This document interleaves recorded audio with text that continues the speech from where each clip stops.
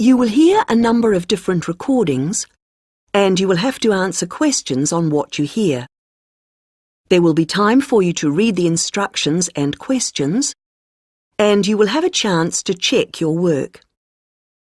All the recordings will be played once only. The test is in 4 sections. Write all your answers in the listening question booklet. At the end of the test, you will be given 10 minutes to transfer your answers to an answer sheet. Now turn to section 1.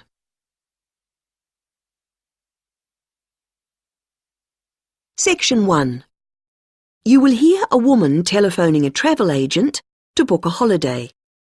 First, you have some time to look at questions 1 to 7.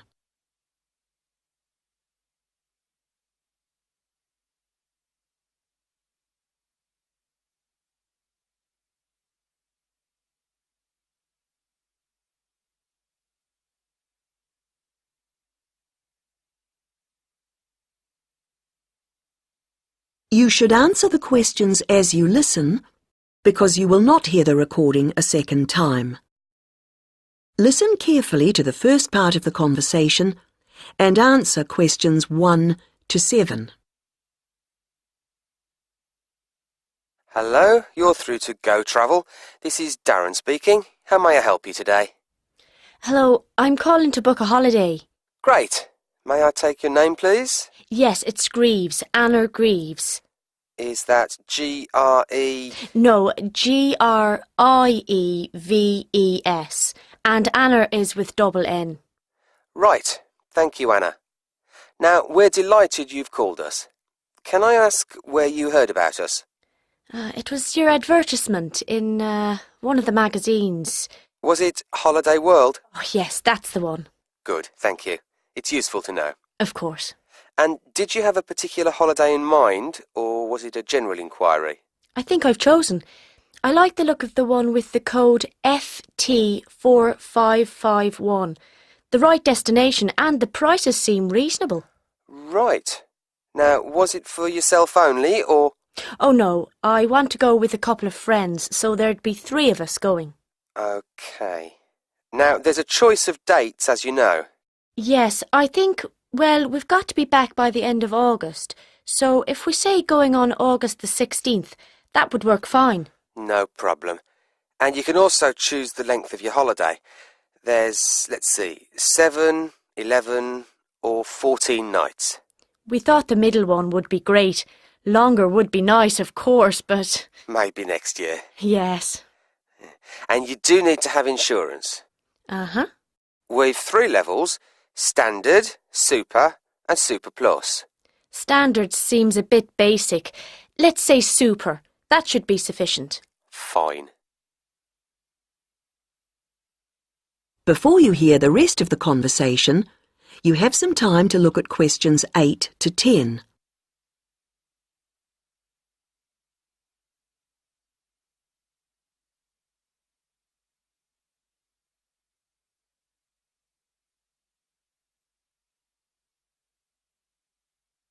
Now listen and answer questions 8 to 10. Well, that's all good so far, and the availability's OK. Have you looked through the list of options? They're in the advertisement. I have, and I've got the list here. Some of them do seem a good idea. Which ones would you like to take? In terms of the hotel, the offer of picnic lunches, we'd leave that. We'd rather go to cafes. I think a balcony for the room is a must. It's so nice to sit out, enjoying the view. Oh, yes. And then the trips. I think we'll pass on the night bus one. I never really enjoy the commentaries. And museums aren't really my sort of thing, to be honest, any more than dances. Uh-huh.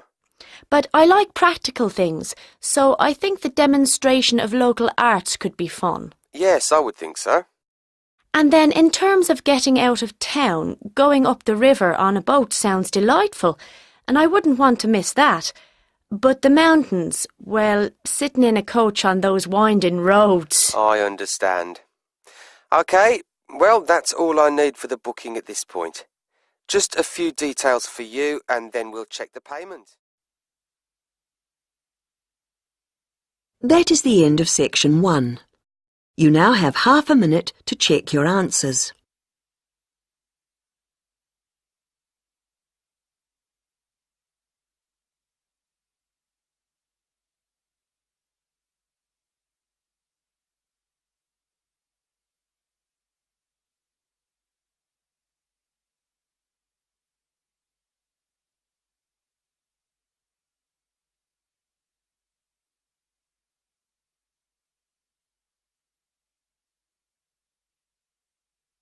Now turn to section 2.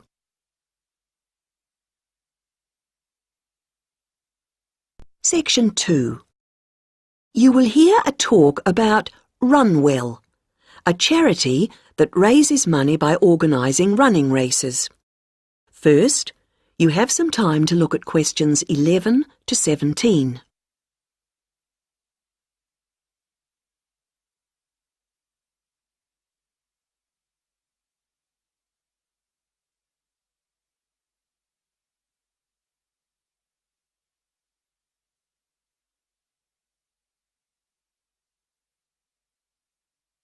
Now listen to the first part of the talk and answer questions 11 to 17.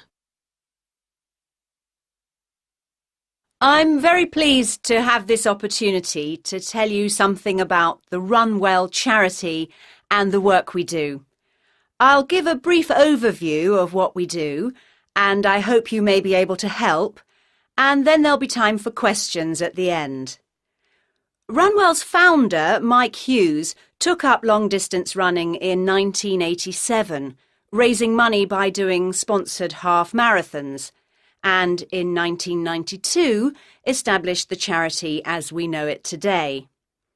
By 1997, the runs were being filmed by local TV, and today they appear on national TV every year. All the funds collected by Runwell go to the hospital, with the idea that those fit enough to run use their energy to assist the provision of people who are unwell for whatever reason. Now, if you want to race, and I assume that's why many of you are here, let me explain a couple of the basics. Races are run by teams, so you need to form and register a team. What you wear to run in is up to you, and I know some teams come up with some pretty wacky ideas. We have a standard design for your numbers, which we ask you to reproduce. So you make them up according to that standard. We don't want to spend valuable funds on doing that ourselves. Now, the race is run as a kind of relay, so while you won't actually compete side by side, we do recommend that you train as a group. This helps to optimise performance and build team spirit. It will also give you a fair idea of how much you need to eat and drink over the race distance. This is clearly essential for an effective performance, so please make sure you come along to the race with sufficient food and drink. Again, we don't spend money on providing that, but you do need to keep yourself going for the 20-kilometre course. The course goes through the town, then out through Highfield Park, concluding in the main square, where the applauding spectators will be ready to greet you. There are many different prizes, including oldest runner, youngest runner, team with the most sponsorship, team with the best costume. That one's donated by Zoom Fashions. The Mayor will introduce the Minister for Health, who will hand over each prize to the winners, and then the hospital president will make a short speech.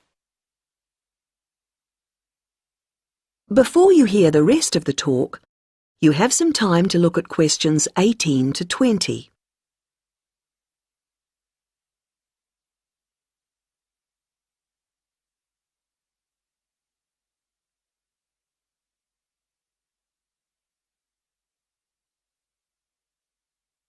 Now listen and answer questions 18 to 20. OK, that's the big race. But I know there are many people who don't feel they are up to running a 20-kilometre race, but who would nevertheless like to raise money for Run Well. Over the years, we've had experience of many ways of trying to collect money, some very successful, others less so. Now, of course, 20 kilometres is too far for children to run. But there was a sponsored swimming event at the local school last year, and that did very well. People have also tried to organise food-based events, such as selling homemade cakes and bread and so on at the market.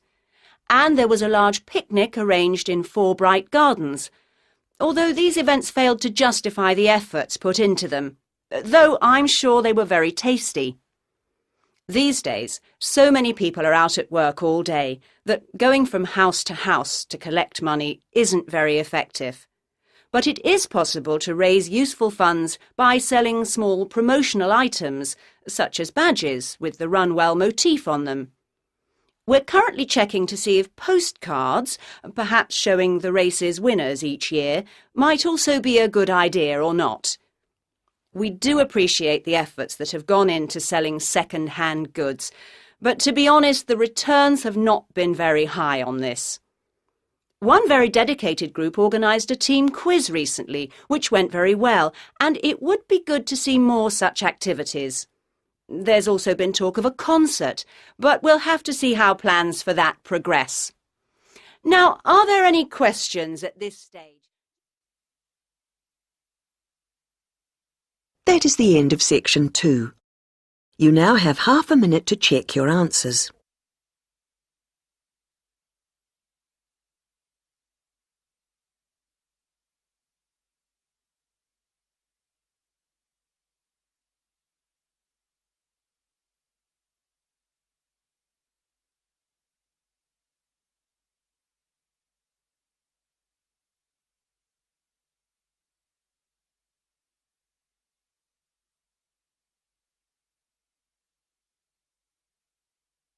Now turn to section 3.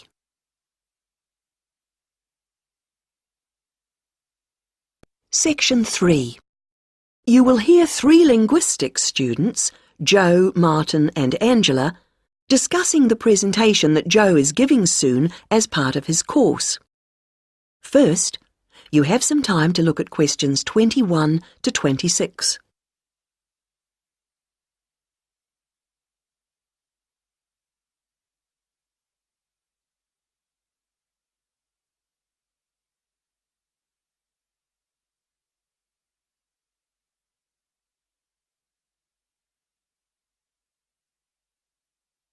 Now listen to the first part of the conversation and answer questions 21 to 26. Hi, Martin. Hi, Angela. Hi, Joe. Yeah, hi, Joe. So you're really worried about your presentation? The one about names? I am. Well, you know your stuff on names pretty well, so it's just a question of selecting what you want to use. That's right. But there's so much. Well, you don't have to include everything. Let's start somewhere. Well, for example, there's a lot to discuss about people's names in terms of culture.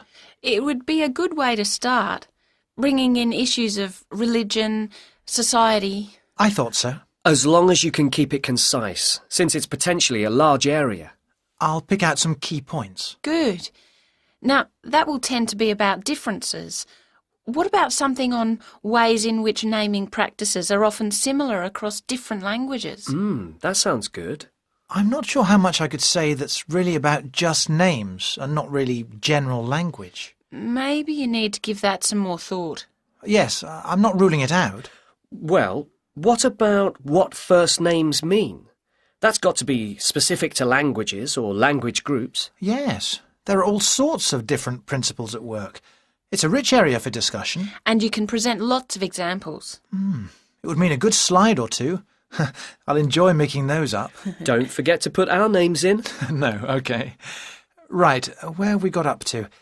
Yes, now, there's the question of place names. Ones where the name of the place is the word for the situation, like something to do with sea or mountain, etc. Yes, people often don't realise the origin. It sounds like it's just a translation issue to me. Don't you think you might give that a miss? Given the time limit, perhaps you're right. You need something on place names. Could you get history in? Actually, the way migrants often used to name places after somewhere in their country of origin is interesting. Sounds a bit narrow to me. Well, I'd hope to build it up a bit. Perhaps you should make a final decision on that later. OK, I'll see how the rest of it goes first. Is that the lot? No, there's still country names, the origins of those. I think that's an interesting area. Yeah, because it's something we often don't think about. It'd be a way to bring in various aspects. History, certainly. I could project a map of the world and have people match the original meanings to the countries. Well, that seems to be a foregone conclusion. Fine. Yes, I'm feeling clearer already. Now you have some time to look at questions 27 to 30.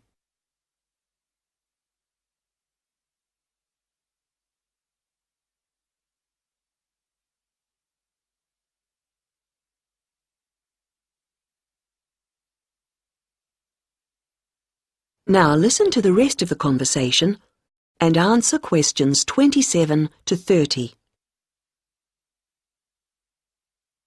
You know, there's another aspect that I think I'll cover. Yes? Brand names. Isn't that more to do with business studies? Well, international companies are finding it increasingly important to have brand names that can be used in many different countries. Oh, so they can advertise the same product everywhere? Yes, and it seems that brand names are very special in our brains. How so? Well, there was a research study recently, carried out on a group of about 50 students. They showed them 108 words, and the students had to say whether they recognised them as real words or not. The list included, all mixed up, ordinary nouns, brand names and meaningless words, and they were shown all the words quickly. And the brand names seemed to be recognised strongly and in the emotional right-hand side of the brain.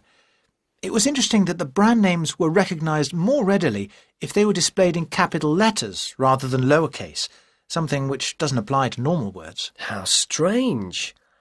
What else did the researchers find out? Of course, it's a relatively small study, but they suspect that other visual features are at play, and so that, for example, colour has a major effect in helping us to store brand names in a special way in our brains. I suppose that's logical. But what do they mean by a special way? I'm not saying I understood everything about this study, Of course not. but they seem to be saying that the power of brand names is that they conjure up a range of associations inside our brains, more so than ordinary words or names do. I guess this is great news for international companies. Potentially, certainly, though exactly what they do... That is the end of section 3. You now have half a minute to check your answers.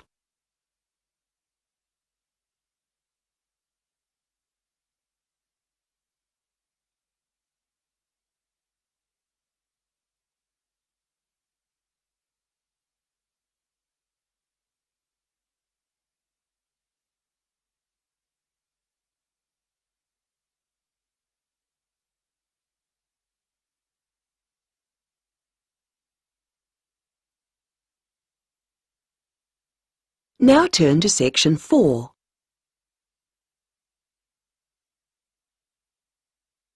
Section 4. You will hear part of a lecture about balloons and airships. First, you have some time to look at questions 31 to 40.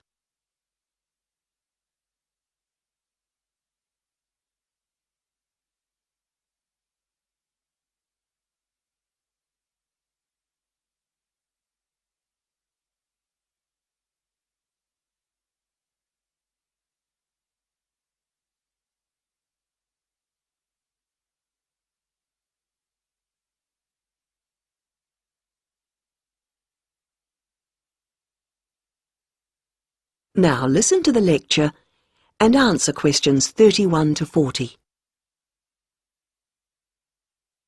Now, balloons and airships are worth consideration because, while on the one hand they represent humans' first successes at air flight, after centuries of less than successful theory and experimentation, they also, on the other hand, continue to be used today. We may have appeared to have moved on to jet planes and space rockets, but you can still see these more primitive flyers in the skies. OK, gas balloons first. France saw the first balloon flight in 1783, and this began a process of development. By 1862, in the Civil War in the United States, we find Thaddeus Lowe replacing spies with balloons to go behind enemy lines. The success of this led to the continued use of balloons in peacetime, and they were employed in the creation of maps. And such applications continue to this day, with balloons assisting in increasing our knowledge and understanding of the world we live in. Unmanned balloons are still widely used to collect data to inform scientific research of various kinds. You'd be surprised at how much they contribute. All sorts of instruments can be mounted in a balloon, and ongoing investigations into climate benefit from the information that can be gathered from a flight. Well, that's gas balloons. Now, the increase in the popularity of ballooning as a sport or leisure activity has been mainly due to the development of the modern hot air balloon, being cheaper and safer than the gas balloon. Heating air, rather than using potentially explosive gas, is what makes these rise, although the process doesn't generate as much lift as with gas balloons. But this is a small price to pay for its other benefits, and this type of balloon is no doubt here to stay.